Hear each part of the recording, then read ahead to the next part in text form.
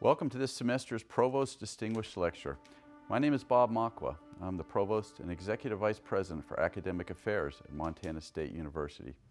It's my honor to welcome you to a virtual Provost Lecture. This is the first lecture we've ever done virtually, and trust me, it's going to be a treat. This lecture contains no lectern or stage. Instead, we're going to be behind the curtain to spend time with one of our most accomplished, creative faculty artists to gain a better understanding of her work and the significance of her artistic endeavors. The title of our lecture today is Back to the Future, Antique Photography in the Digital Age. Today, there is no lectern or stage. Instead, we're going to spend time with Professor Christina Anderson in her studio. Before we begin, I'll provide a few brief highlights from Professor Anderson's biography.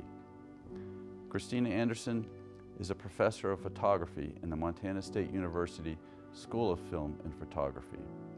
She has a Bachelor's of Art from the University of Minnesota in French, a Bachelor's of Art from Montana State University in Photography, a Bachelor's of Fine Art from Montana State University in Painting and Studio Art, and a Master's of Fine Art from Clemson University in photography.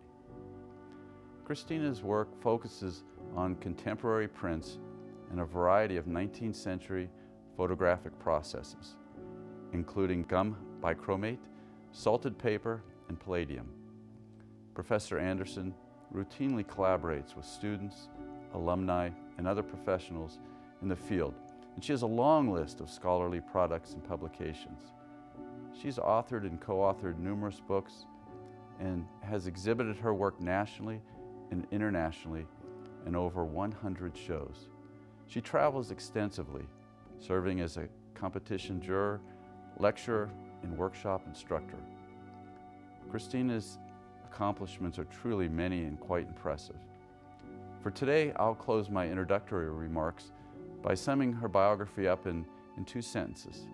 Professor Christine Anderson is one of the world's foremost experts in alternate photographic processes, and she uses her students' successes and curiosities to inform her teaching and research. Professor Anderson has truly mastered the integration of teaching, scholarship, and outreach, the pillars of our land-grant university. So please join me from your home and as we throw open the hood and jump into the workings with Christina Anderson in her studio. It's my pleasure to introduce our distinguished Provost Lecturer, Professor Christina Anderson.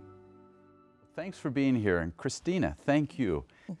So I have a few questions that I really am interested, I'm quite fascinated by your work, and this is a great opportunity to be able to learn more about your work and really the broader impacts which have been so impressive as we've had some of our conversations. So could you tell me a little bit about the history of the alt photography movement and why we're seeing such a resurgence of these alternative methods today? Okay, complicated question. I can simplify it in a couple paragraphs. And that is somewhere around, I would say, the 60s, when things were kind of, people were questioning, all kinds of institutions. And at that time, one of the big questions was Kodak, the big brother Kodak, the big yellow. Kodak was the box store of the time, and it did all the photo paper, and everybody had to use black and white Kodak photo paper. And so there was this kind of rebellion against always having to buy corporate product. So a number of people at that time, this was long before I got into photography, because I didn't get into photography till 1996 actually. So a lot of them were rebelling and doing their hand-coded processes. But at this time you were talking film negatives, and so you would have to, shoot film, develop film, and print, with little negatives. And some of this stuff, you had to do large negatives, and it was very complex at that time. So the forerunners, a lot of them women actually, a lot of the big players at that time were very influential women, Betty Hahn, Bea Nettles, etc. And so in about 1995, digital negatives came, Photoshop came on the scene, and I'm not sure really the date, but I think that the first digital negative printed out by an inkjet printer happened around like 1995, Dan Burkholder.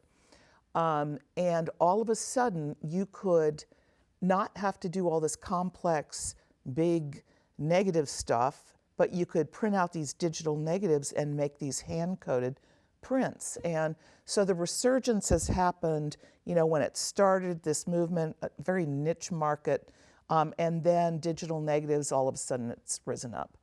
But do I think that digital negatives is the reason why there's the resurgence? It's helped, but I think that people need to have hands-on processes.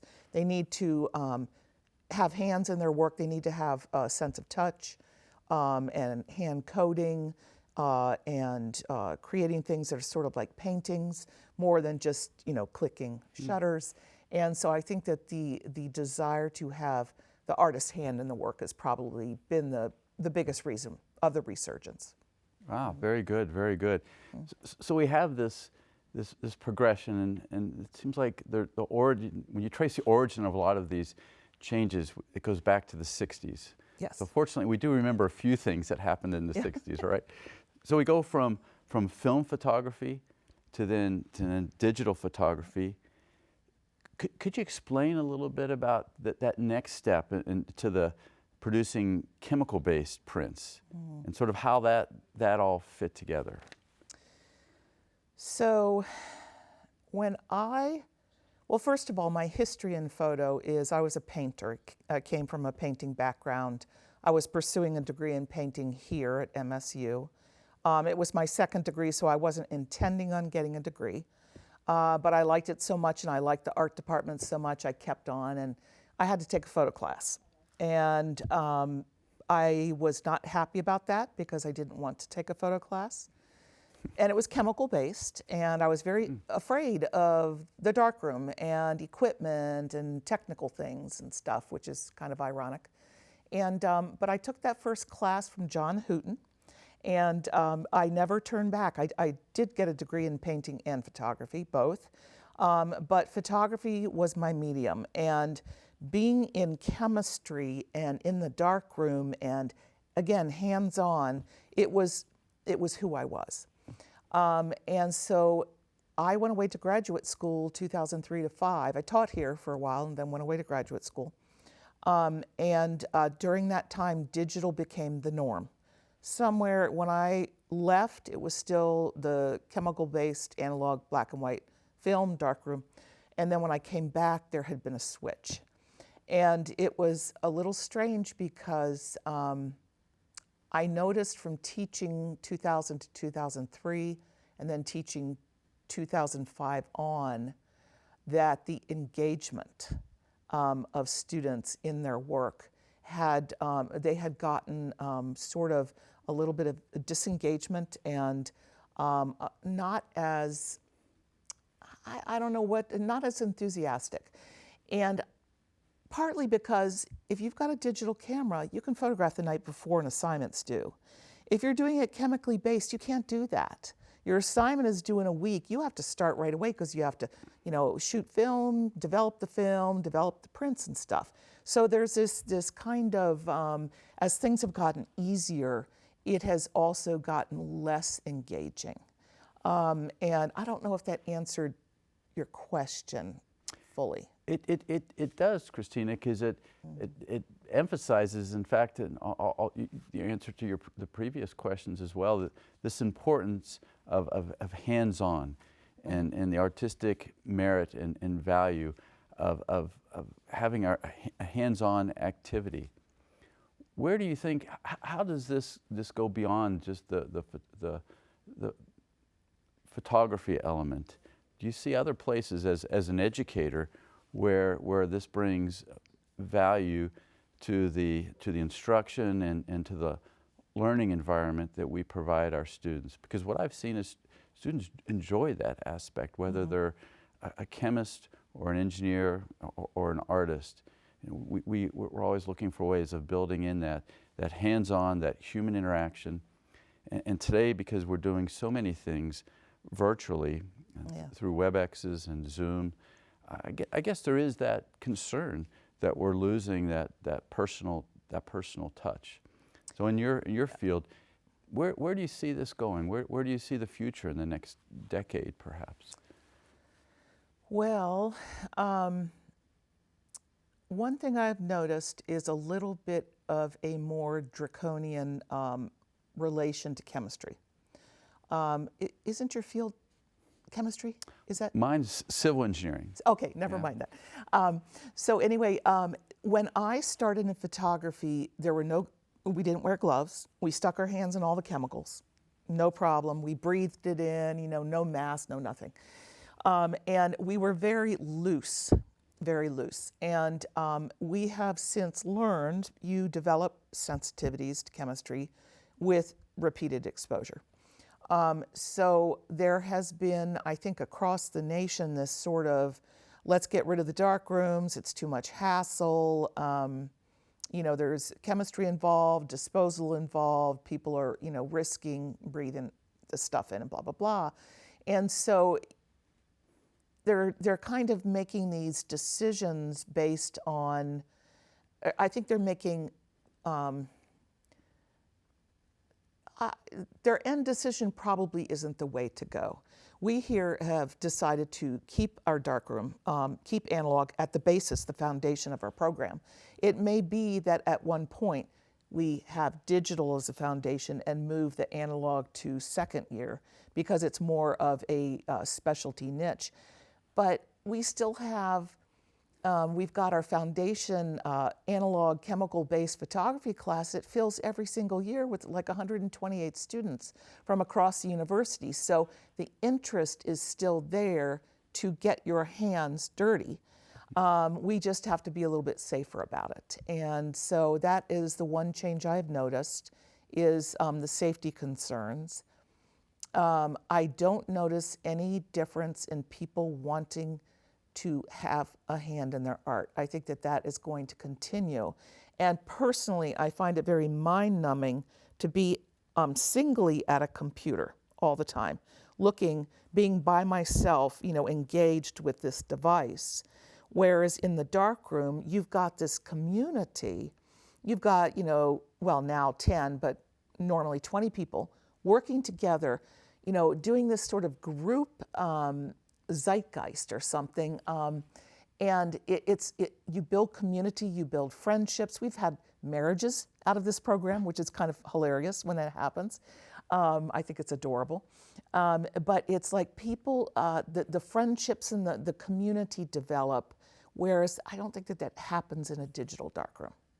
So I just think what will happen is, I think some of these colleges that have gotten rid of their facilities will start building back in their facilities. I've known of a couple colleges that have.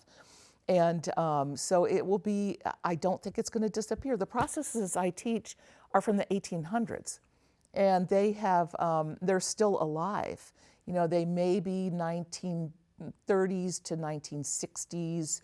You know, in that time period, they were kind of somewhat dormant, but they haven't been dormant ever since. So that's one of the nice things is that when you're doing a process from the 1800s, it's probably not going to switch.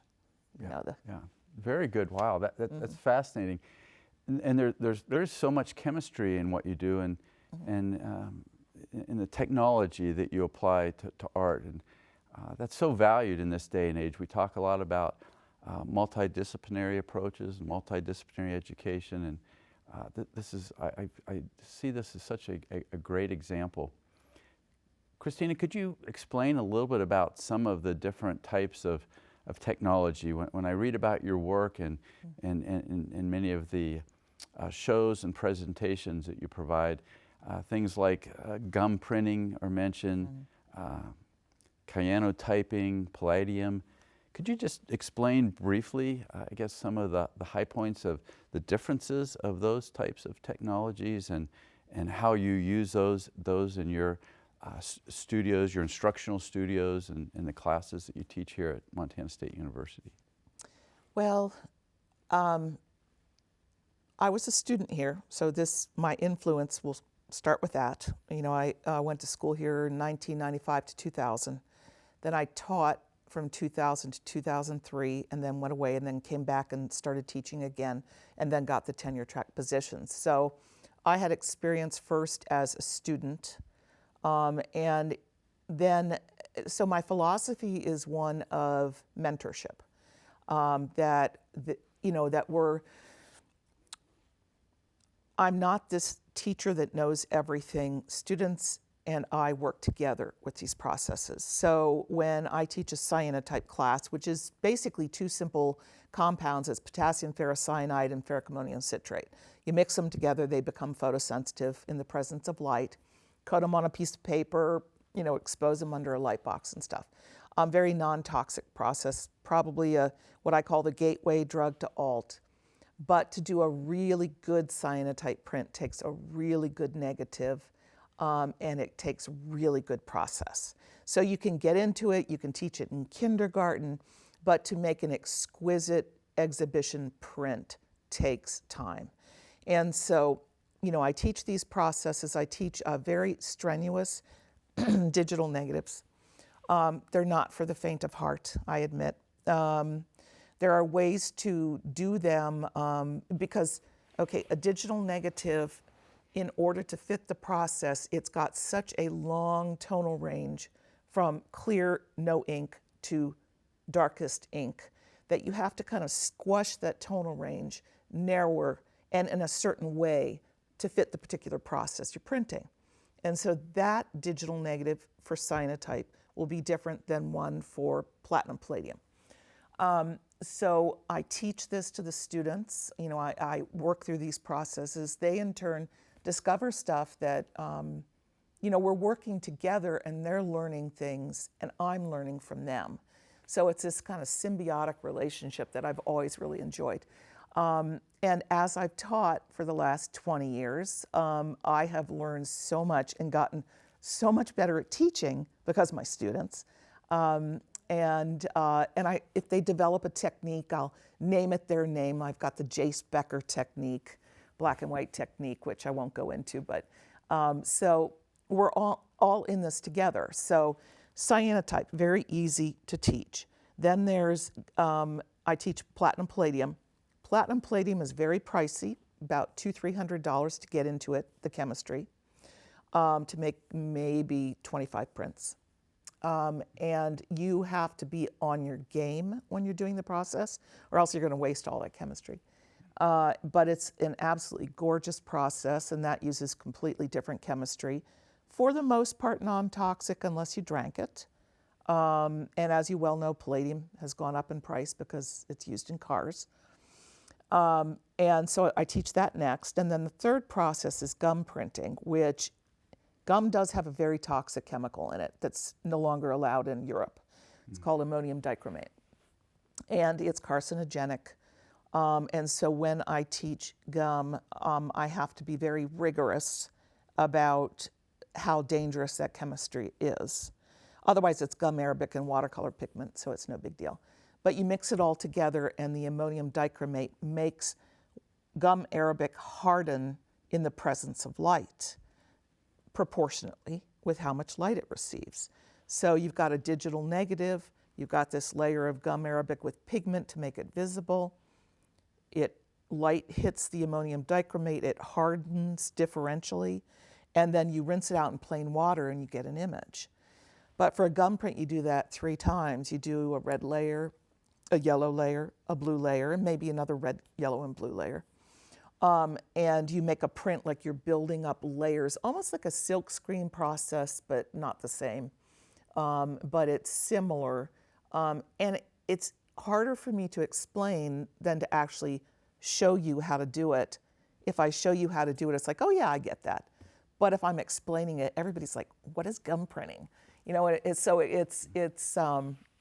easier in practice than to explain, but lengthy in time commitment. And so, but the students, I mean, again, with every class I teach, some students gravitate towards gum, some cyanotype, some platinum palladium. And I teach other ones too, salted paper, which is the very first photo process, silver nitrate. And I teach cyanotype gum, salted paper, palladium. I am probably going to teach chrysotype and printing out palladium over the next year. Well, thank you, Christina. What's it like seeing your students who've really focused in and followed an academic pathway through your program, taking your courses? Do you have any examples you can share of students who've then gone out and really blossomed in this area in terms of making shows and becoming artists in their own right, and using some of these techniques and perhaps expanding and developing new techniques based on the experience they had in your studios? Well, I would say we have probably about a dozen students that I have personally taught that have actually become faculty, first of all. And to become faculty, of course, you go away to graduate school. And I have had, out of those dozen, well, okay, so a dozen have become faculty. Some of them I've actually gone and shared processes with at their schools, which has really been fun to see them in their element teaching. In my classes, at least one of my classes, I make my students actually teach a class, a little session, so they get the idea of what it is on the other side of the fence. Instead of being a student just sitting there absorbing, they're actually having to provide material. And some of them, I can spot them right away. They get up there in front of the class and they teach, and it's just like, oh my gosh, they should be teachers. And in fact, I've got Brendan Scheller, who's going to teach my a digital class of mine this spring. He got up and did a demo, and it's like he should be teaching. You never know who's that way until they do it. So that's number one. So number two, I expect the students that leave my classroom to actually be better than me. I don't have any sort of, oh my gosh, they got more fame than I did, or whatever the deal is, because I'm me. I do what I do. Nobody's going to do my work. Nobody's going to write my books. There's no sort of competition involved, but I do expect them to be better. And there are students that are definitely better than me, and are probably represented by galleries, probably selling their works, I don't know, maybe 20,000 range or whatnot, no names mentioned. And wow. So when that happens, it's just like, I think that if I have made somebody's life more full, more fulfilling, that I have done my job. Because I think teaching is, you teach, there are only certain of us that are academics. An academic is somebody who loves to research but has to blab. It's the only way I can describe it. If I get into gum printing, I read every single book on gum printing there ever was since the beginning of gum printing. I take notes, I type up my notes, I end up writing a book on it. But if I just sat there doing that, it's boring. It's like all in my head or in my book, and you have to blab it. And that's what an academic essentially is. They have to share what they know. And so there are certain, you're making somebody's life more fuller, creative, more knowledgeable, where they're going to take that and develop something that you didn't even think of, So, yeah. I won't mention names because I know I'll forget some, but I can think right now of 3 people in graduate school pursuing alt processes, at least 5 people who teach it, just from having gone through this program. So. Wow, thank you, Christina. In your own words, you really captured the core essence of what it means to be a teacher and why it is such a rewarding profession. You certainly do integrate the teaching and scholarship and outreach, which which is what our land-grant university is about, but even deeper than that, you know, that aspect of watching our students transform, Yeah. and to grow and to do things better, more creative, more impactful than anything that we as an individual could realize on our own. That's really what teaching is about. And well, Christina, thank you. Thank you for providing this first ever virtual Provost lecture. But more importantly, thank you for all that you do for MSU, for our students, and for really your promotion of the essence or the pillars of our land-grant institution in terms of teaching and discovery and outreach. I have a gift for you, but because we're socially distanced, I'm going to show it to you and then give it to you later. But it's a beautiful engraved crystal flame, and it's symbolic of the light of knowledge that you spread through your work and creativity, and it's just a token. It is a token of our appreciation for what you do at MSU and for taking the time to provide us this really wonderful lecture today. So thank you. Well, thank you. That's beautiful.